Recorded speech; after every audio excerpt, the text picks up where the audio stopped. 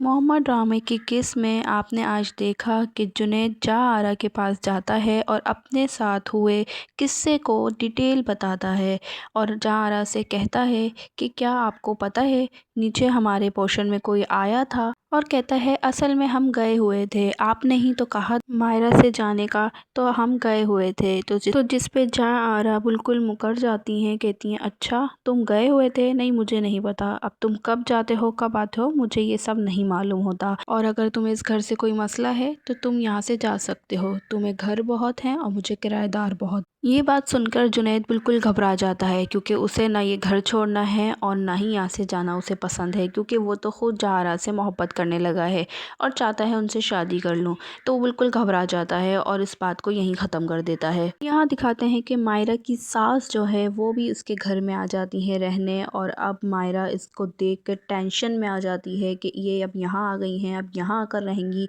इनकी वजह से तो मैंने इनका घर छोड़ा था और अब ये यहीं आ गई हैं। मायरा को अपनी सास जो कि वो उसकी खाला भी हैं उस बिल्कुल भी बर्दाश्त नहीं होती हैं। इसी बात को लेकर इन दोनों मियाँ बीवी में झगड़ा शुरू हो जाता है, जिसका फ़ायदा जहारा को होता है। वो अपने मकसद में कामयाब हो जाती है। वो तो चाहती यही थी कि दोनों मियाँ बीवी में लड़ाई झगड़े हों और इसका प्लान कामयाब हो। मायरा बहुत चालाक है, वो बहुत ज़हीन और बहुत ज़्यादा चालाक है। वो सारे मामलात अच्छे से समझ रही है और वो उस लड़के को भी पहचान रही है जो उस दिन उसके घर में आया था, जिसकी उसको स्मेल आई थी दोनों मियाँ बीवी को।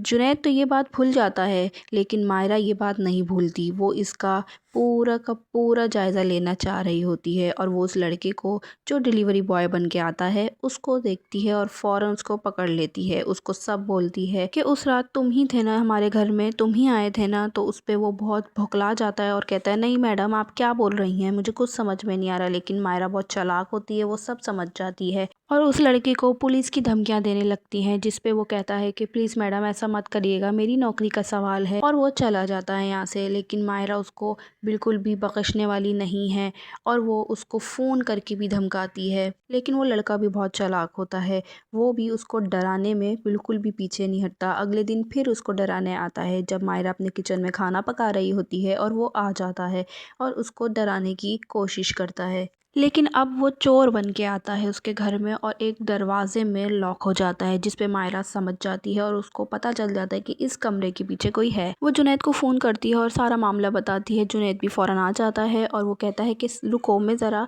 जायरा से बात करता हूँ, उनको बताता हूँ सब। तो इतने में मायरा रोक देती है हाथ पकड़ के और कहती है कि अभी सब छोड़ो, तुम अभी पुलिस को फ़ोन करो, पहले इस आदमी को तो हम पकड़वाएं ना। लेकिन इन दोनों को पता नहीं होता है कि वो लड़का निकल चुका होता है। इसका मकसद तो सिर्फ डराना है, वो सिर्फ डराना चाहता है और डरा के भाग जाता है। इसके पीछे भी जहारा का मकसद लगता है, बहुत बड़ी चाल लगती है जो ये सब कुछ करवा रही है। जहारा बहुत चालाक है, उसका दिमाग बहुत तेज़ है, वो बहुत से जो है हथकंडे आजमाती है और सारे अपने इशारों पे चलाती है सबको। तो ये बहुत चालाक औरत है। अब जुनैद भी जहारा को प्रपोज़ करेगा। वो कहता है कि अब मैं मायरा के साथ और नहीं रह सकता, मुझे आपसे मोहब्बत है और मैं आपसे शादी करना चाहता हूँ।